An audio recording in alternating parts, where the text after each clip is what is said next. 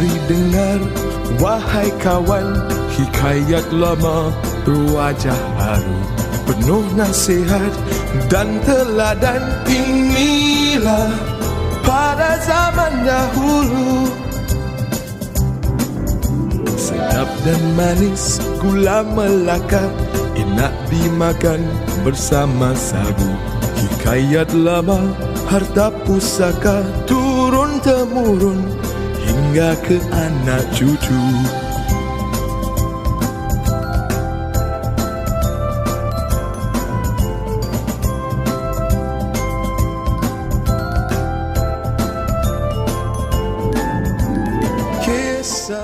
Kisah sang kancil, kisah terbilang, budaya dan warisan.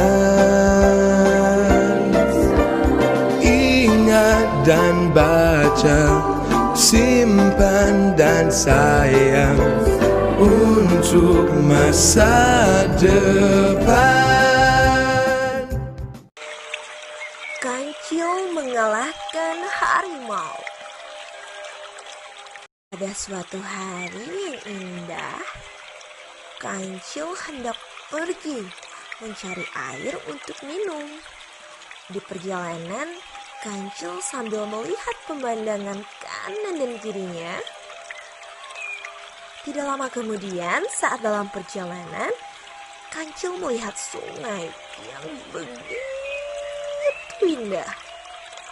Si Kancil pun kegirangan dan berputar. Kancil nampaknya sudah tidak sabar ingin segera minum air di sungai. Dan sambil menggerakkan kakinya, tiba-tiba datang seekor harimau yang berjalan, namun bergerak secara perlahan-lahan.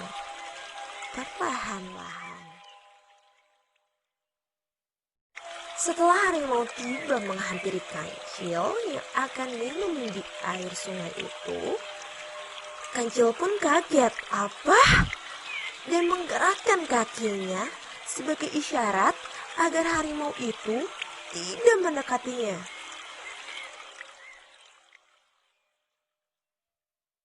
Karena Kancil merasa ketakutan, akhirnya dia berusaha lari kabur meninggalkan harimau.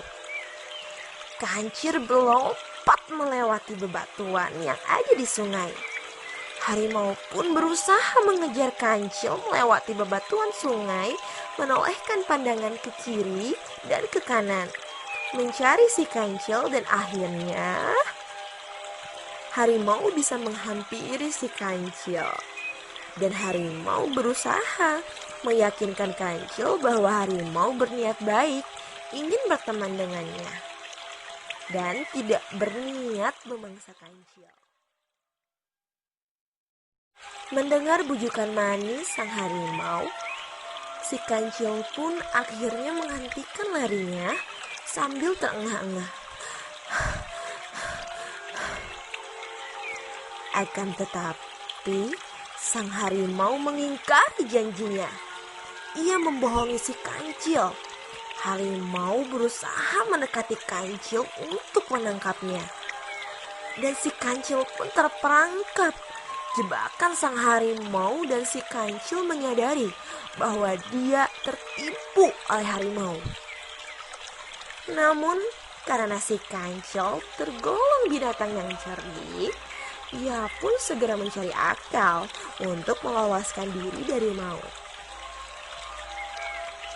"Baiklah, bila seperti itu yang kamu hendaki," kata si Kancil, seolah-olah dia menyerah.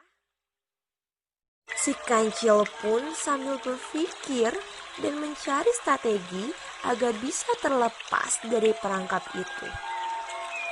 Sang harimau berada di atas batu. Ia mulai berdiri di atas batu itu dan sesekali mengangkat satu kakinya. Dan harimau pun akan mulai mendekati si Kancil dengan jalan perlahan seperti menekuk kakinya. Sebelum harimau turun dari batu, Kancil berkata, "Sebenarnya bukan kamu saja satu-satunya raja di hutan ini." Harimau pun kaget mendengar perkataan si Kancil. Dia pun lompat dari atas batu untuk menghampiri si Kancil. Karena ketakutan, si Kancil dengan tangkas melompat ke belakang untuk menghindari. Dengan penasaran, harimau bertanya, Apa katamu? Bagaimana bisa? Si Kancil menjawab, "Sebelum aku mencari air minum di sungai ini, sebenarnya aku telah bertemu dengan harimau selain dirimu, dan dia juga ingin memangsaku. Tapi karena aku haus, aku melihat sungai dan aku berhenti di sungai ini untuk minum. Tetapi sepertinya harimau itu akan segera datang kemari untuk mencariku. Maka kamu harus mengalahkan dia." Akhirnya si Kancil menjauh dari harimau dengan berjalan perlahan-lahan dan meninggalkan harimau. Setelah menyadari bahwa si Kancil pergi, harimau pun pergi berlari mengejar si Kancil. Namun, harimau telah kehilangan jejak si Kancil. Harimau masih berjalan ke sana kemari untuk mencari si Kancil, yang ternyata si Kancil bersembunyi di semak-semak.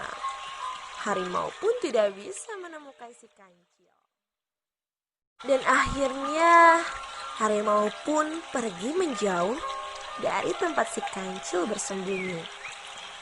Ketika keadaan sudah aman, Kancil segera keluar dari persembunyiannya dan segera pergi dari tempat itu menuju tempat yang lebih aman. Kancil melompat-lompat kegirangan karena dia bisa lolos dari sang harimau. Yeay! Agar tidak bertemu dengan harimau, Kancil memilih jalan pintas yang medannya sangat sulit. Kancil melewati sungai dengan meloncat batu-batuan. Kemudian di atas jembatan tidak jauh dari sungai, dan ia pun harus kembali menghadapi medan yang sangat sulit. Kancil melompati kubangan air yang cukup besar. Dengan ancang-ancang, Kancil pun melompat. Hap! Dan berhasil. Karena telah berjalan jauh dan melewati jalanan yang sulit, Kancil pun terengah-engah. Lalu mengatur nafasnya.